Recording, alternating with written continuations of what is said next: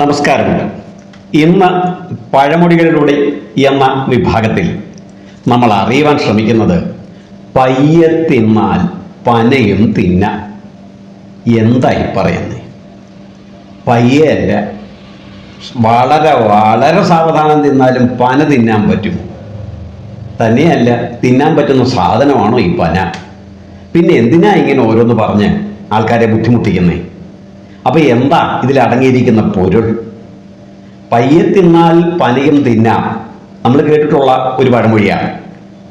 ഏത് കാര്യവും ഒരല്പം ക്ഷമയോടും ഏത് കാര്യവും ഒരല്പം ക്ഷമയോടും ഏത് കാര്യവും ഒരല്പം ക്ഷമയോടും ശ്രദ്ധയോടും ചെയ്താൽ തീർച്ചയായും വിജയത്തിലേക്ക് എത്തുവാൻ കഴിയും.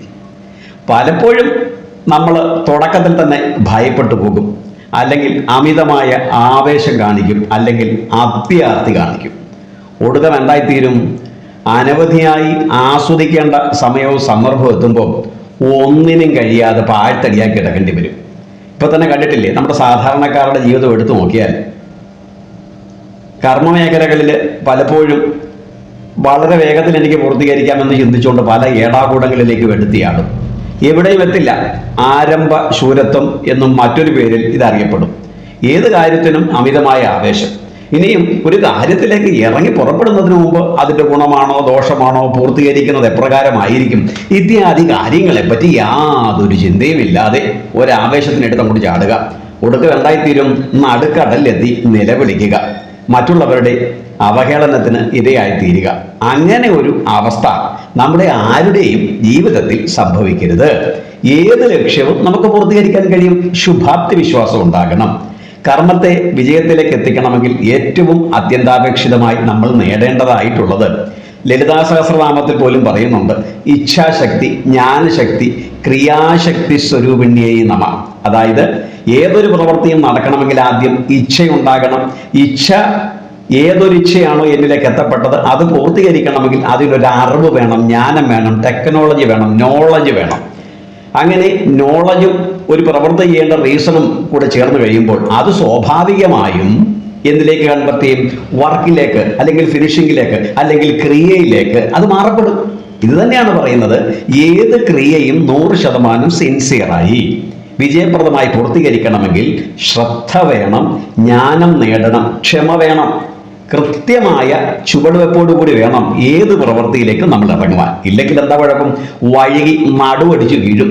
പിന്നെ കിടന്നുകൊണ്ടാവും ശിഷ്ടകാലം. അതിനുള്ള അവസരം സംജാതമാകാതിരിക്കണമെങ്കിൽ നമ്മൾ തന്നെ ചെയ്യണം. പലരും പലതും പറയും, അത് കേട്ടുകൊണ്ട് ഉടനെ ചാടി ഇറങ്ങി പുറപ്പെട്ടാൽ എവിടെയും എത്തില്ല.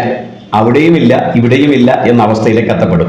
എന്നാൽ ഞാനൊരൽപ്പം ക്ഷമിച്ചാൽ, ഞാനൊരൽപ്പം ശ്രദ്ധയോടുകൂടിയാണ് പ്രവർത്തനത്തിലേക്ക് ഇറങ്ങുന്നത്, അല്ലെങ്കിൽ പ്രവർത്തനത്തിൽ വ്യാപൃതനാകുന്നത് എങ്കിൽ തീർച്ചയായും ഒരല്പ സമയമൊക്കെ എടുക്കും. ഇപ്പോൾ ഒരു ഓട്ട മത്സരമാകട്ടെ, അല്ലെങ്കിൽ ഒരു ഭരതനാട്യ മത്സരമാകട്ടെ, അല്ലെങ്കിൽ എന്തും ആയിക്കോട്ടെ, അതിൽ വിജയിക്കണമെങ്കിൽ ഒരു ആവേശത്തിന് ചെന്ന് ചാടിയിട്ടൊന്നും കാര്യമൊന്നുമില്ല. കാരണം എന്നേക്കാൾ ശാസ്ത്രീയമായി പഠിച്ചവരും സമയബന്ധിതമായി അത് പൂർത്തീകരിക്കാൻ കഴിയുന്നവരുമായ മറ്റിതര വ്യക്തികളുമായിട്ടായിരിക്കുമല്ലോ ഞാൻ മത്സരിക്കേണ്ടി വരുന്നത്. അപ്പം ഞാൻ എന്ത് ചെയ്യണം? മറ്റുള്ളവരുടെ തലത്തെ മനസ്സിലാക്കി എൻ്റെ അറിവിനെ വർദ്ധിപ്പിച്ച് കൃത്യമായ പദ്ധതികളോടും കുറ്റമറ്റ രീതിയിൽ ആലോചിച്ചുറപ്പിച്ച് വേണം ഓരോ പ്രവൃത്തിയും ചെയ്യാൻ. അങ്ങനെ ചെയ്താൽ തീർച്ചയായും ശുഭകരമായി തന്നെ ഏത് പ്രവൃത്തിയെ നമുക്ക് പൂർത്തീകരിക്കാം. പുരാണത്തിൽ ഏത് കഥാപാത്രത്തെ ശ്രദ്ധിച്ചാൽ, ഒരുപക്ഷെ മഹാഭാരതത്തിലെ ഏറ്റവും കേമനായ യോദ്ധാവിൽ ഒരാളാണല്ലോ അർജുനൻ. അർജുനൻ എന്ന പേരിന്റെ അർത്ഥം തന്നെ ആർജവത്തിന്റെ പ്രതീകമെന്നാണ്. ചുമ്മാതെ ചാർത്തി കൊടുത്തതല്ല അർജുനെ. ഇതര ശിഷ്യന്മാർ രാത്രിയിലും വെളുപ്പം കാലത്തും ഒക്കെ കിടന്നുറങ്ങുമ്പോൾ ദ്രോണാചാര്യരുടെ ശിക്ഷണത്തിൽ ആയോധന കല പഠിക്കുമ്പോൾ അർജുനൻ പാതിരാത്രി വരെ കൂരിരുട്ടത്തൊക്കെ ഇരുന്നാണ് അസ്ത്രാഭ്യാസം നടത്തിയത്.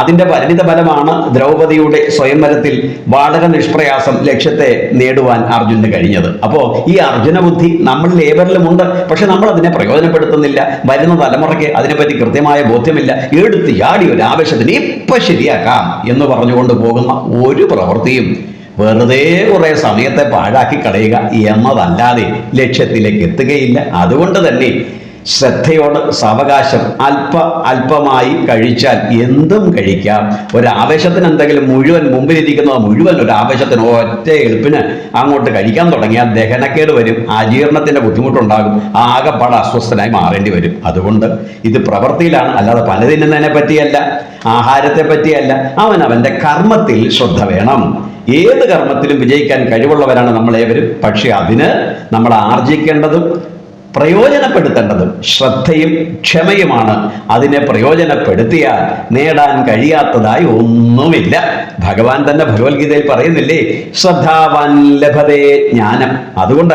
മറ്റൊരു വിഷയമായി വീണ്ടും കണ്ടുമുട്ടുന്നവരെ പ്രിയമിത്രങ്ങളെ ഏവർക്കും നമസ്കാരമുണ്ട് കേട്ടോ. ഹരി ഓം.